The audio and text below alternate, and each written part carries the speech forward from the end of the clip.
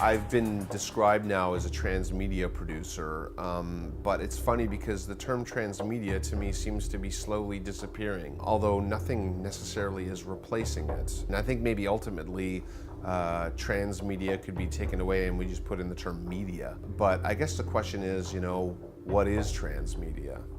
A lot of people have different definitions and have different uses for it, because some people just use it as like a buzzword. Oh yeah, this is totally a transmedia thing. We have a website. The technical definition is something along the lines of this, according to Henry Jenkins, who popularized the term, telling a single story across multiple platforms such that each platform enhances the story. The other question is, does anybody care about transmedia?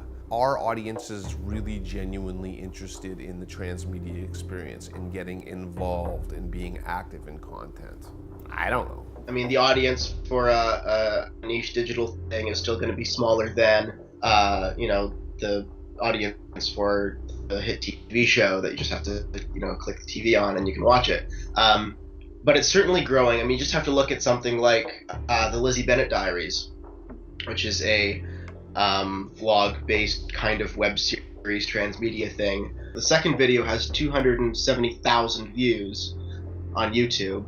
There are people jumping onto this and being really excited about it, and it has a huge, very strong fandom. When we made Guidestones, I spent a couple of years so focused on creating Guidestones that the fact is I didn't even think really about the marketing of it. The day we launched, I remember thinking, this is great. I'm just gonna sit back and relax and watch what happens and then adapt. And what happened very quickly was that I realized that now I had to actually be a marketer. Everyone needs to be social media savvy and whatever. I think the creative in the room needs to have some tech savvy and some marketing savvy and some business savvy, and the marketing person needs to have some creative savvy and some tech savvy and some business savvy, and all the way around, so that everyone has their specialty, obviously, but everyone can understand what the other one is doing and how it all can work together and brainstorm together and all that kind of stuff.